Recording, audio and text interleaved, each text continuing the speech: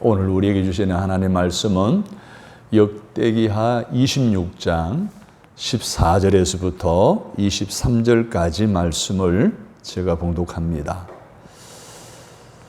우시아가 그의 온 군대를 위하여 방패와 창과 투구와 갑옷과 활과 물맷돌을 준비하고 또 예루살렘에서 재주 있는 사람들에게 무기를 고안하게 하여 망대와 성곽 위에 두어 화살과 큰 돌을 쏘고 던지게 하였으며 그의 이름이 멀리 퍼지면 기이한 도심을 얻어 강성하여 짐이었더라. 그가 강성하여 짐에 그의 마음이 교만하여 악을 행하여 그의 하나님 여호와께 범죄하되 곧 여호와의 성전에 들어가서 향단에 분향하려 한지라. 제사장 아사랴가 여호와의 용명한 제사장 80명을 데리고 그의 뒤를 따라 들어가서 우시아 왕 곁에 서서 그에게 이르되 우시아여 여호와께 분향하는 일은 왕이 할 바가 아니요 오직 분향하기 위하여 구별함을 받은 아론의 자손 제사장들이 할 바니 성소에서 나가소서. 왕이 범죄하였으니 하나님 여호와에게서 영광을 얻지 못하리이다. 우시아가 손으로 향로를 잡고 분향하려 하다가 화를 내니 그가 제사장에게 화를 낼 때에 여호와의 전 안 향단 곁 제사장들 앞에서 그의 이마에 나병이 생긴지라. 대제사장 아사랴와 모든 제사장이 왕의 이마에 나병이 생겼음을 보고 성전에서 급히 쫓아내고 여호와께서 치심으로 왕도 속히 나가니라. 우시아 왕이 죽는 날까지 나병 환자가 되었고 나병 환자가 되며 여호와의 전에서 끊어져 별궁에 살았으므로 그의 아들 요담이 왕궁을 관리하며 백성을 다스렸더라. 우시아의 남은 시종 행적은 아모스의 아들 선지자 이사야가 기록하였더라. 우시아가 그의 조상들과 함께 누움에 그는 나병 환자라 하여 왕들의 묘실에 접한 땅 곧 그의 조상들의 곁에 장사하니라. 그의 아들 요담이 대신하여 왕이 되니라. 아멘. 겸손한 성품을 가꾸라라는 제목으로 말씀을 들으려고 합니다. 정재원의 삶의 쉼표라는 글에 이런 이야기가 나옵니다. 두 사람이 고기를 사기 위해 푸주간에 들어갔습니다. 푸주간 주인이 어서 오시라고 무엇을 드릴까요? 한 사람이 고기 한 건을 달라는 것을 이렇게 표현했습니다. 여봐라, 고기 한 건 주라. 그때 고기를 잘라 주었습니다. 두 번째 사람 이렇게 말했습니다. 여보게 고기 한 건 주게나 이전보다 더 공손하게 네 그렇게 하겠습니다 하고 고기를 한 건보다 더 듬뿍 잘라서 주는 것을 먼저 사람이 보고 아 이놈아 다 갖다 한 건인데 왜 훨씬 많이 주는가? 그때 이 사람이 공손하게 이렇게 대답했습니다. 먼저 것은 여바라가 잘란 거고 이번 것은 여보게가 잘란 것입니다 라고 이렇게 대답을 했다는 이야기입니다. 우리가 사회생활을 하면서 어떤 일이든 좋은 결과를 얻기 원한다면 그만큼 대가를 지불해야 하지 않을까요? 그렇다면 가장 적게 지불하고 크게 얻을 수 있는 것이 있다면 무엇일까요? 그것은 바로 겸손한 태도일 것입니다. 뿐만 아니라 신앙생활에서도 좋은 결과를 얻으려면 다양한 신앙의 덕목이 필요합니다.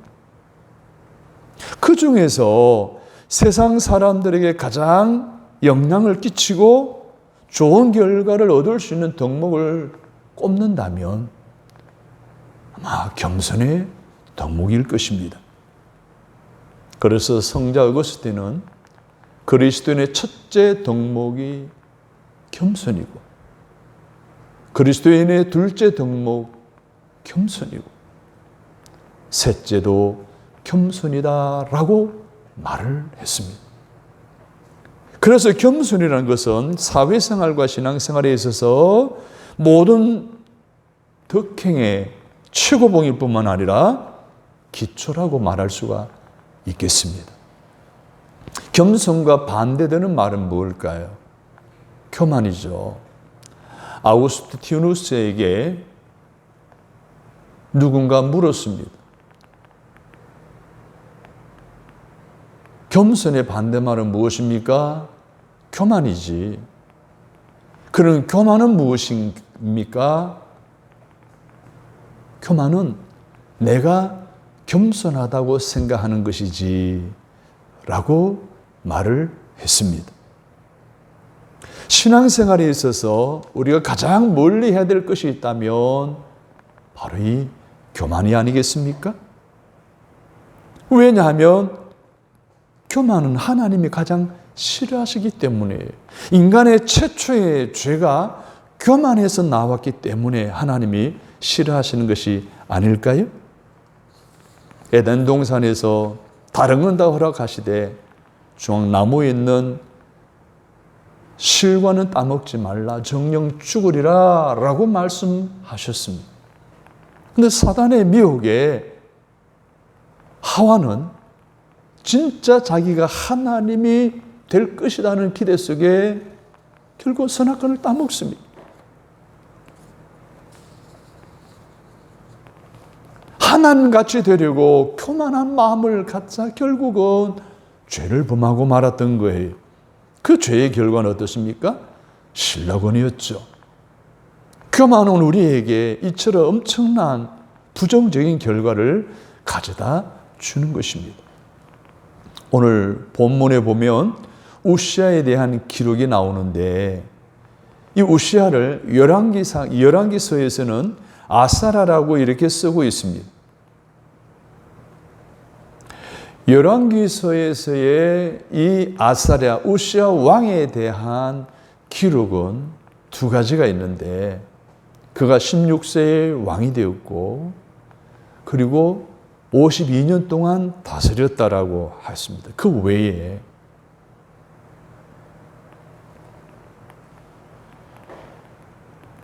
열왕기하 15장 2절에 보면 열왕기하 14장 22절에 보면 엘랏을 건축했다라는 표현이 나오는 긍정적인 이야기와 하나님의 성전에서 향단에서 분향하려다가 하나님이 치심으로 나병을 얻어 결국은 하나님 전에도 가까이 할 수 없고 별궁에서 죽을 때까지 지내다가 결국은 역사의 기록에 부정적인 이야기로 남는 그런 이야기가 열왕기상에 기록되어 있습니다. 그러나 사실 우시아는 그렇게 간단하게 기록될 정도의 업적을 남긴 사람이 아닙니다.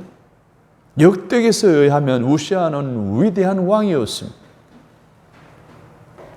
52년 동안 왕위를 통치하는데 아무 일도 하지 않은 것이 아니라 엄청난 일을 많이 했습니다.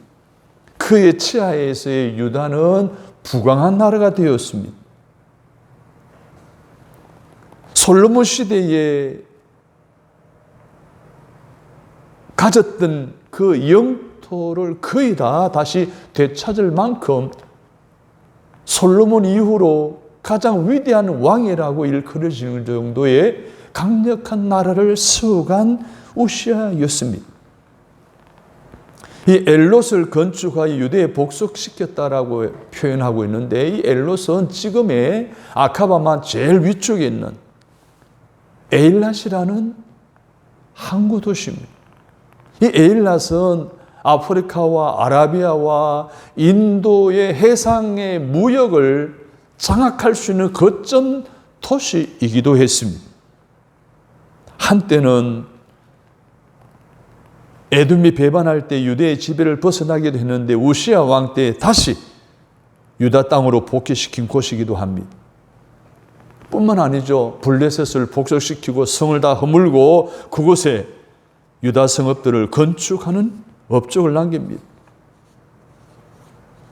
이렇게 도시를 세웠다는 것은 하나님께서 복 주시는 징표로 여기는 그 당시 문화로 볼 때 우시아는 엄청난 일들을 해냈던 위대한 왕이었음을 알 수가 있습니다. 그 외에 여러 나라를 쳤고 암몬으로 하여금 조공을 바치게 했고 강성해져서 그의 이름이 애굽 변방에까지 알려지게 될 정도였습니다. 성모서리에 망루를 짓고 광야에도 망루를 짓고 물엉덩이를 파고 고원과 평지에 가축을 키우고 농사를 좋아하여 산들과 또 밭에 농부와 포도원을 다스리는 자들을 두기까지 합니다. 뿐만 아니죠. 경제적인 것만 아니라 이것을 지킬 수 있는 군사적인 면에서도 엄청난 군대 30만 명을 양성하여 나라를 지키는 방어하는 역할들을 감당하기까지 했던 것입니다. 그가 하나님의 복주심을 통하여 번영을 누렸다라고 하는 것을 단적으로 보여주는 그런 그의 업적인 것입니다. 그런데 15절에 보게 되면 이렇게 강력한 나라를 이끌어갔던 그의 이름이 멀리 퍼지게 된 것은 자기가 아니라 하나님이 기이하게 도와주시기 때문이었다라고 기록하고 있습니다.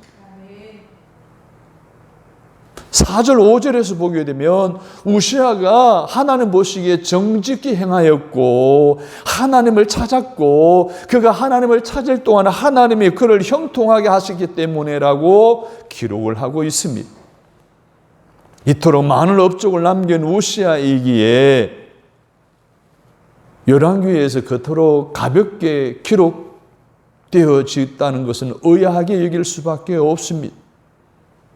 그런데 역대기 기자가 우시아에 관해서 26장, 역대기하 26장에 할애하고 있는 것을 보게 됩니다. 열왕기항에서는 말년에 발병이나 나병 환자가 되어 궁에서 살지 못하고 하나님의 전에도 거하지 못하고 별궁에서 살아야 되는 자 이렇게 기록을 하고 있습니다만은 열왕기에서는 왜 우시아를 하나님이 쳐셨는지에 대한 언급이 없습니다. 그러나 역대기서에서는 이스라엘의 역사를 반성할 뿐만 아니라 신학적인 관점에서 다시 쓴 역사가답게 그렇게 질병에 걸리게 된 원인을 상세하게 기록하고 있습니다. 16절을 보십시오. 그가 강성하여짐에 그의 마음이 교만하여 악을 행하여 그의 하나님 여호와께 범죄하되라고 했습니다. 우시아는 강성해지자 그것이 하나님께서 그를 기이하게 도우셨고 형통하게 하신 것 때문임을 망각했던 것입니다. 그의 강성함이 자신에게서 나왔다라고 여긴 거예요. 자기가 그래서 무엇이든지 할 수 있다라고 생각한 거예요. 결국 하나님의 말씀을 잊어버리고 무시해도 된다라는 교만에 빠지게 된 거예요. 그래서 그는 하나님 신앙의 건강을 흔드는 교만으로서의 죄인 악을 행하였고 하나님께 범죄하게 되었던 거예요. 자, 그가 악을 행하였는데 어떤 악을 저질렀는지 그 결과는 어떤지에 대해서 본문은 자세히 전하고 있습니다. 우시아의 교만은 그로 하여금 스스로 제사장의 역할을 자행하려는 만용으로 나아갔습니다. 그러니까 하나님의 성수 앞에서 자신이 직접 향단에 분향하기에 이릅니다. 성전은 거룩한 곳이라고 출애굽기 30장 10절에 말하고 있어요. 그 거룩한 곳은 아무나 들어갈 수 없는 곳이에요. 그런데 그가 들어간 거예요. 왕이라고. 교만한 그는 들어간 거예요. 민수기 16장 40절에 보면 아론이 아닌 다른 사람들이 그곳에 들어갈 수 없다라고 했어요. 제사를 침례할 수 없다라고 해서 레인조차도 할 수 없다라고 민수기 18장 3절에 말씀하고 있을 정도였습니다. 이런 여러 말씀에 의하면 우시아의 제사 침례의 행위는 분명한 하나님의 명령을 무시하는 짓이었습니다.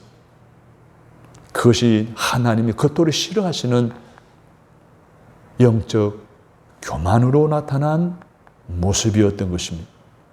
우시아 왕만 그랬습니까? 어려움 잘 아는 사울 왕이 블레셋과의 전투에서 위기적인 상황 속에서 사무엘이 당도하지 않아 이스라엘 백성들이 사울 왕에서 떠나가게 되자 두려운 나머지 자기가 하나님 앞에 제사를 드리지 않습니까? 나중에 당도한 사무엘이 뭐라 그럽니까? 왕이 망령 때에 행하였도다. 왕이 왕의 하나님 여호와께서 왕에게 내리신 명령을 지키지 아니하였도다. 왕의 나라가 길지 못할 것이라. 결국 왕권을 빼앗겨 버리고 만 것입니다. 사울 왕도 우시아 왕도 영적으로 교만하여 하나님의 명령을 무시한 것입니다. 이처럼 하나님이 싫어하시는 영적 교만의 결론은 우시아 왕이나 사울 왕처럼 현재의 모든 것을 다 빼앗아가 버린다는 것입니다. 그러므로 우리는 교만은 멀리하고 겸손은 가까이 하는 신앙적인 노력이 오늘 저와 여러분에게 필요한 줄로 믿습니다. 앤드류 머레이라고 하는 사람은 교만을 허용하는 만큼 사단이 자리를 잡고 겸손을 갖추는 만큼 하나님이 우리 안에 거하신다라고 했습니다. 우리 그렇습니다. 우리가 영적으로 교만할 때 사단의 미혹에 빠져 많은 사람들이 넘어집니다. 그러나 우리가 겸손할 때에 우리 안에 계시는 하나님으로 인해 우리는 넘어지지 않습니다. 혹 넘어진다 할지라도 우리는 다시 일어서게 되는 것입니다. 그런데 우시아는 겸손의 성품을 갖추지를 못했기에 그렇게 하지를 못했습니다. 그런데 우시아에게는 기회가 없었던 것이 아니에요. 하나님 그에게 기회를 주셨어요. 직접 제사를 드릴 때 아샤라와 80여 명의 올곧은 제사장들이 따라 들어가서 그의 곁에서 뭐라고 합니까? 17절 18절을 보십시오. 우시아여 여호와께 분향하는 일은 왕이 할 바가 아니요 오직 분향하기 위하여 구별함을 받은 아론의 자손 제사장들이 할 바니 성소에서 나가소서. 왕이 범죄하였으니 하나님 여호와에게서 영광을 얻지 못하리이다 라고 직언을 합니다. 이 직언을 할 때 그는 회개할 수 있었어요. 멈출 수 있었어요. 그런 직언을 듣자마자 우시아가 한 행동이 뭡니까? 화를 내게 됩니다. 그 화를 낸 결과가 어떻게 되십니까? 그 이마에 나병이 생기게 되고 결국은 그 하나님의 전에서 쫓겨나게 됩니다. 죽는 날까지 나병 환자가 되었으며 결국은 격리당한 채 별궁에서 살아야 했습니다. 결국 아들 요담이 죽기까지 10년 동안 그 나라를 다스리게 되는 결과를 초래하고 말았습니다. 자, 우시아는 그가 끝으로 엄청난 위대한 업적을 남겼음에도 불구하고 오랫동안 그 질병과 죽음에 대한 얘기만으로 역사에 기록되는 사람으로 남게 되었다는 것입니다. 그러나 그가 교만하게 된 것이 그의 불행의 원인이 되었다는 것을 우리가 알게 됩니다. 여러분, 하나님은 교만한 자를 싫어하십니다. 하나님은 교만한 자를 치십니다. 하나님이 치시면 우리가 쌓은 업적, 즉 명예, 부, 건강, 재산, 행복 등 모든 것이 안개처럼 사라지고 맙니다. 치시는 하나님 앞에서 왕위와 권력이 우시아를 지켜주지 못했습니다. 그의 그동안 양성했던 군사력이 그를 지켜주지 못했습니다. 그 확장한 넓은 영토와 그가 건축한 많은 도시가 그를 막아주지 못했습니다. 성도 여러분, 우리가 지금까지 쌓아놓은 것들이 결코 우리를 지켜주지 못한다는 이 교훈의 말씀을 마음속에 새길 수 있기를 주님의 이름으로 바랍니다.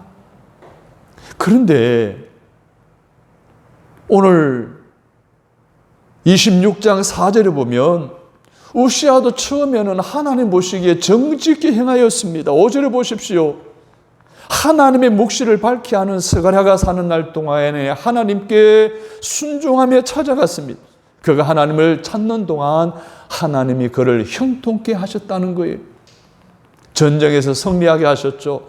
영토를 확장하게 하셨죠. 나라가 부강하게 하셨죠.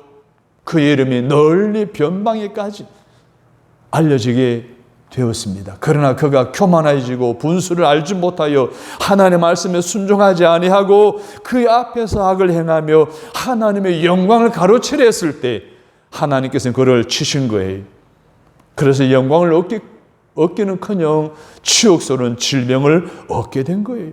왕권도 행사하지 못하고 하나님 전에 거하지 못하고 왕궁에 누리지도 못하고 별궁에서 10년 동안 나병 환자로 비참하게 역사로부터 잊어버리는 인생을 마감하게 됩니다. 사랑하는 여러분, 우시아 왕의 이야기는 왕과 같은 정상의 지도자이든 한 평범한 개인이든 우리에게 중요한 교훈을 깨우침을 허락해 주고 있습니다. 따라서 합니다. 겸손해야 한다는 것입니다. 특히 만사가 형통할 때 교만해지지 않도록 각별히 주의해야 한다는 거예요. 여러분, 겸손하다는 것은 무엇일까요? 자기가 모든 일이 잘 되어지는 것이 자기가 잘나서가 아니라 하나님이 은혜를 베풀어 주셨기 때문에 잘 알고 기억하는 것을 말하는 거예요. 그래서 겸손하다는 것은 자기 분수를 지키며 하나님께 영광 올려드리고 그의 말씀에 순종하는 것을 말하는 거예요. 그런데 우시아 왕처럼 교만한 자들은 하나님께 속한 영광을 스스로 자기 것으로 만들려고 합니다. 그러한 교만한 자들은 자기가 누리고 있던 것조차 다 빼앗아버리는 것입니다. 여러분, 분봉왕 헤롯이 극에 달하는 통치를 하고 있을 때 백성들이 성루에서 연설하는 헤롯 왕을 향해서 신이시여라고 호유를 했습니다. 그는 그 영광을 가로챘습니다. 결국은 벌레가 먹어 죽임을 당하게 되었습니다. 이렇게 하나님께서는 교만한 자들을 치시기까지 하시면서 교만한 자들을 싫어하신다는 것을 우리에게 분명히 가르쳐 주고 있습니다. 오늘을 살아가는 우리는 교만하여 하나님의 영광을 가로챘다가 망한 사울 왕이나 우시아 왕, 헤롯 왕과는 다르게 예수님처럼 낮아지는 겸손한 신앙생활을 해야 하겠습니다. 유월절 전날 저녁 만찬 때에 예수님이 제자들의 발을 씻기시면서 이렇게 말씀하셨습니다. 요한복음 13장 14절과 17절에 내가 주와 선생이 되어 너희 발을 씻었으니 너희도 서로 발을 씻어주는 것이 옳으니라. 내가 너희에게 행한 것 같이 너희도 행하게 하려 하여 본을 보였노라. 너희가 이것을 알고 행하면 복이 있으리라 라고 하시면서 낮은 신앙생활을 하시다가 낮아지는 신앙생활을 하라고 예수님께서 우리에게 간곡히 부탁하고 있습니다.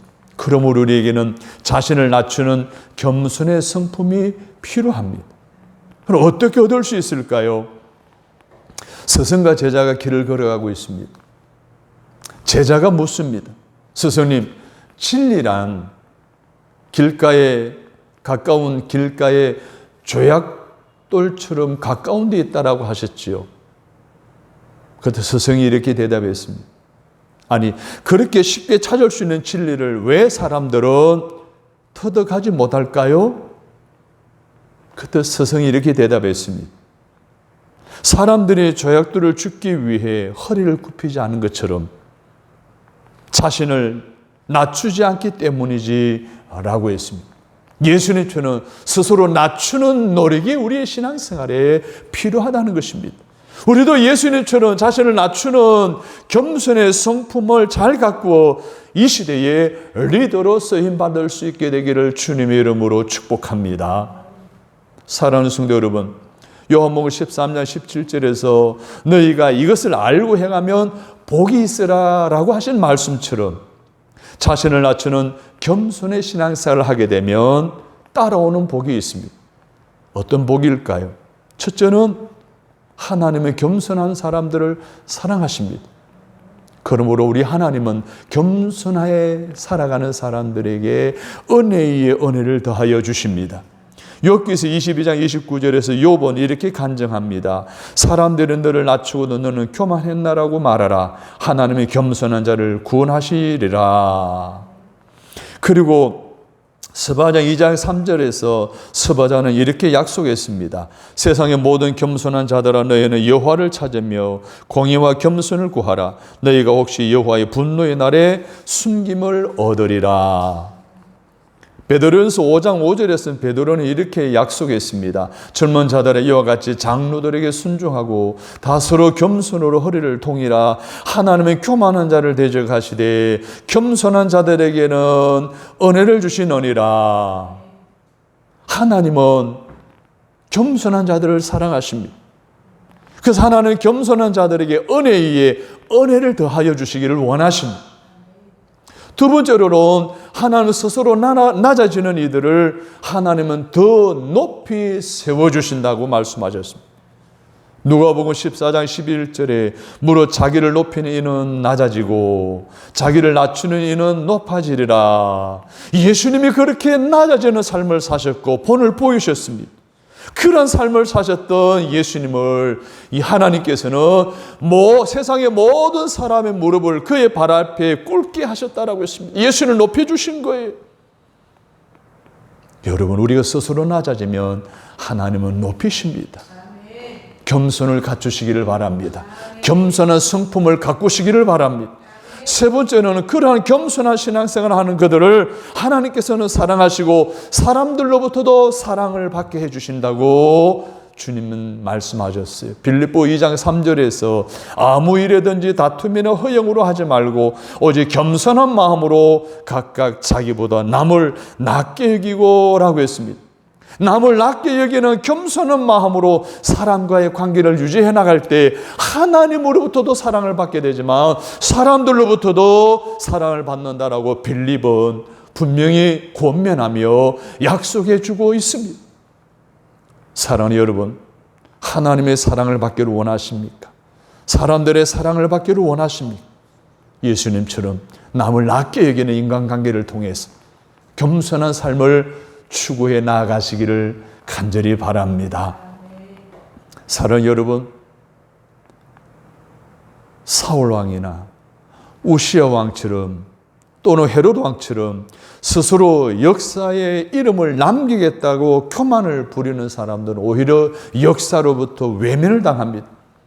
겸손한 이들만이 그들의 이름이 역사에 남을 것입니다.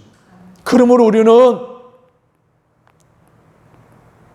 신앙의 여러 덕목 가운데 겸손의 성품을 가꾸는 데 주의를 기울여야 합니다. 성품 속에 담긴 축복의 법칙이라는 것을 강준민 목사님이 쓰셨는데 내용이 이러합니다. 우리는 늘 겸손한 성품에 관심을 가져야 합니다. 왜냐하면 조금만 무관심하면 교만이라는 잡초가 자라기 때문입니다. 모든 잡초가 그러하듯 잡초는 좋은 씨앗을 쉽게 해쳐버립니다. 겸손은 아주 피기 어려운 꽃이요 아주 힘들게 맺는 열매와 같습니다. 그러므로 주의를 기울여 겸손이라는 성품을 가꾸어야 합니다 라고 말입니다.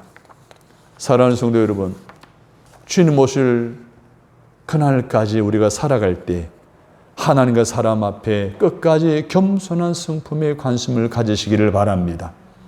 겸손한 성품을 끝까지 가꾸시고 지키는 믿음의 생활을 하시기를 바랍니다. 그리할 때 겸손한 자에게 은혜의 은혜로 채워주시는 하나님의 축복을 간증하며 살아가는 저와 여러분들이 다 되시기를 주님의 이름으로 축복합니다. 하나님,